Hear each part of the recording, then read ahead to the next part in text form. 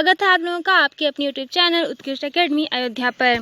आज UP special के इस पार्ट में हम डिस्कस करेंगे यूपी का अक्षांशीय और देशांतरीय विस्तार तथा यूपी का प्राकृतिक विभाजन। तो चलिए देखते हैं आज का टॉपिक। पहले उत्तर प्रदेश के अक्षांशीय और देशांतरीय विस्तार को जानने से पहले हम अक्षांश और देशांतर रेखाओं के बारे में जानेंगे। अक्षांश और देशांतर रेखाएं पृथ्वी के चारों तरफ खींची गई वो काल्पनिक रेखाएं होती हैं जिनसे किसी भी स्थान की स्थिति और समय का पता आसानी से लगाया जा सकता है। अक्षांश रेखाएं पृथ्वी को दो भागों में बांटती हैं, एक तो उत्तरी गोलार्ध और दूसरा दक्षिणी गोलार्ध। और जो देशांतर रेखाएं होती हैं वो पृथ्वी को पूर्वी गोलार्ध और पश्चिमी गोलार्ध में बांटती हैं। टोटल अक्षांशों की बात करें तो टोटल अक्षांशों की संख्या 181 होती है और टोटल देशांतरों की बात करें तो टोटल देशांतरों की संख्या 360 होती है। अब देखेंगे उत्तर प्रदेश का अक्षांशीय और देशांतरीय विस्तार।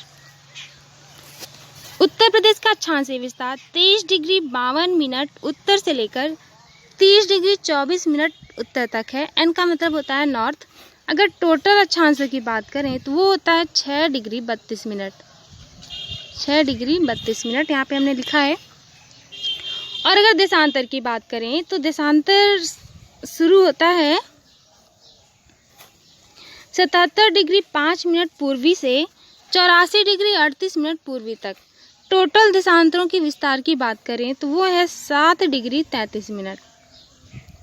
ये था उत्तर प्रदेश का अक्षांशीय और देशांतरीय विस्तार। चलते हैं अपने नेक्स्ट पॉइंट की तरफ। सर्वाधिक क्षेत्रफल वाले 5 जिले हम देखेंगे घटते हुए क्रम में।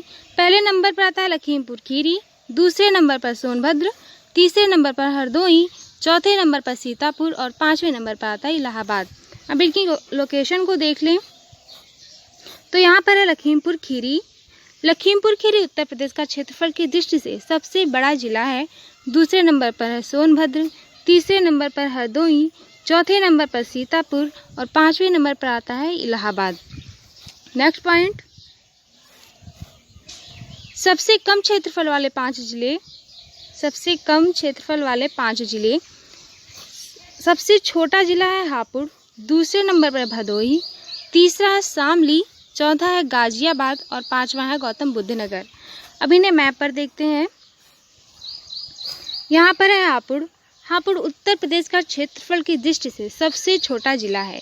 फिर दूसरे नंबर पर है भदोही। भदोही को संत रविदास नगर के नाम से भी जाना जाता है। तीसरे नंबर पर है शामली। शामली उत्तर प्रदेश का सबसे पश्चिमी जिला है। और यहाँ पर है देखिए गाजियाबाद और गौतम बुद्ध नगर। गाजियाबाद और गौतम बुद्ध नगर 2 ऐसे जिले हैं जिनकी सीमा सिर्फ दिल्ली से लगती है। नेक्स्ट पॉइंट है,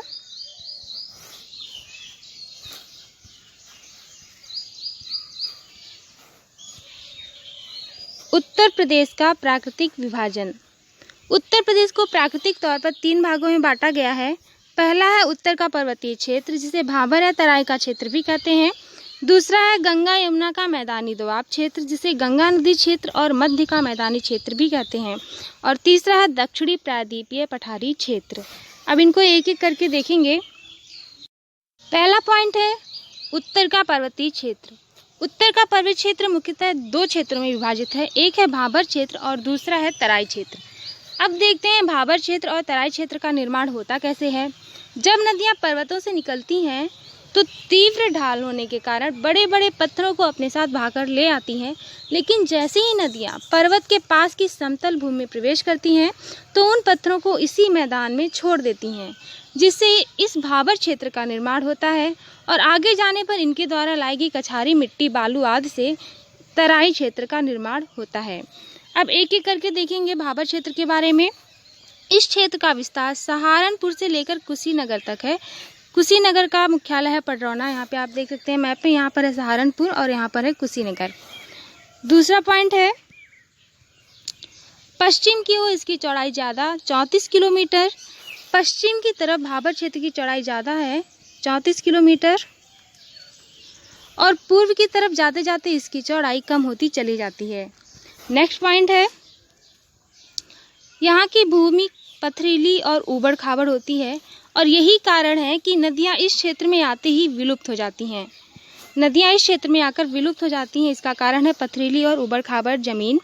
पत्थर होने के कारण जो पत्थरों के बीच में बड़े बड़े गैप होते हैं, जब नदियाँ इस क्षेत्र में प्रवेश करती हैं तो वो उन गैप में से होकर बहने लगती हैं और फिर आगे चलकर तराई के क्षेत्र में ऊपर दिखती हैं। और ये क्वेश्चन पूछा भी जाता है कि किस क्षेत्र में आकर नदियाँ विलुप्त हो जाती हैं, तो आपका आंसर होगा भाबर क्षेत्र। अब जानेंगे तराई क्षेत्र के बारे में। तो तराई क्षेत्र का निर्माण महीन अवसादों से होता है और जो ये तराई क्षेत्र होता है यह समतल होता है, नम होता है और दलदली होता है। यहाँ पर पानी की मात्रा बहुत ज़्यादा पाई जाती है और यहाँ की मिट्टी बहुत ही मुलायम होती है। इसका विस्तार पूर्व में अधिक तथा पश्चिम में कम है। ध्यान रखिएगा, भाबर क्षेत्र का पूर्व में भाबर क्षेत्र का विस्तार कम और पश्चिम में अधिक था, लेकिन तराई क्षेत्र का पूर्व में विस्तार अधिक और पश्चिम में विस्तार कम है। पूर्व में इसकी चौड़ाई 80 से 90 किलोमीटर तक है और इस क्षेत्र की मुख्य फसलें हैं गन्ना व धान।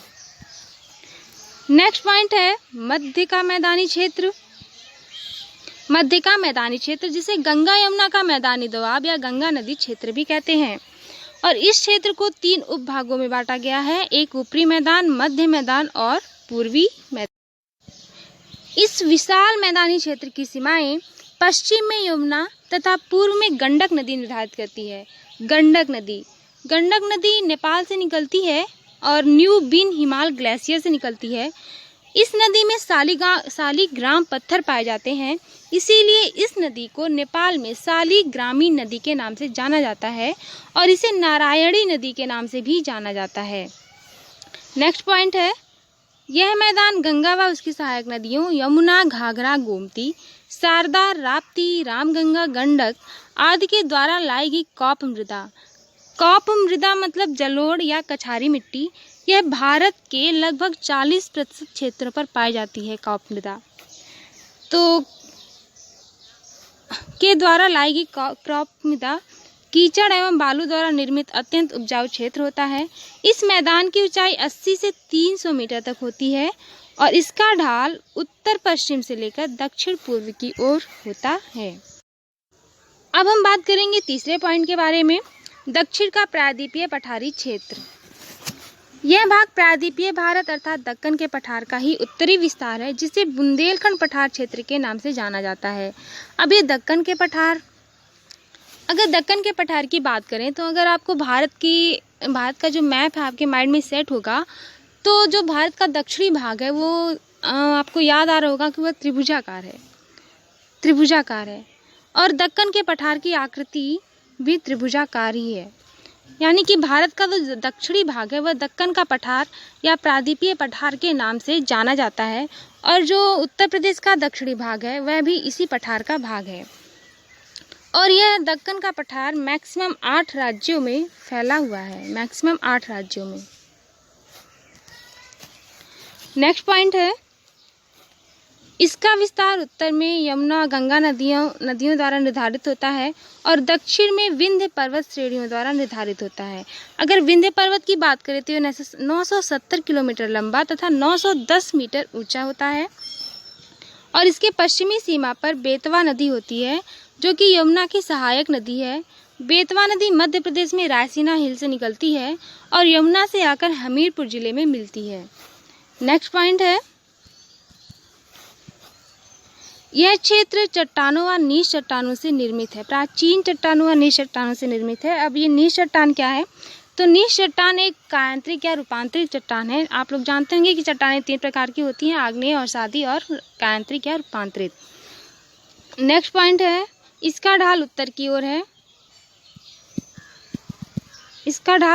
ओर है और जो ये बुंदेलखंड पठार का क्षेत्र है यह मैक्सिमम 11 जिलों में फैला हुआ है।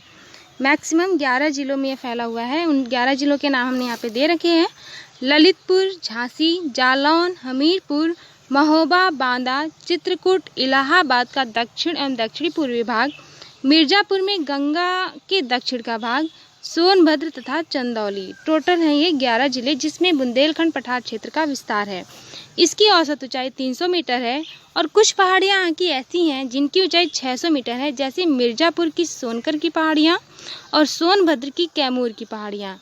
कैमूर से एक क्वेश्चन और बनता है कि यहाँ पे कैमूर वन्यजीव अभ्यारण्य भी है और ये पूछा जाता है। और कैमूर वन्यजीव अभ्यारण्य सोनभद्र जिले में है और इसका क्षेत्रफल 1342 वर्ग किलोमीटर है।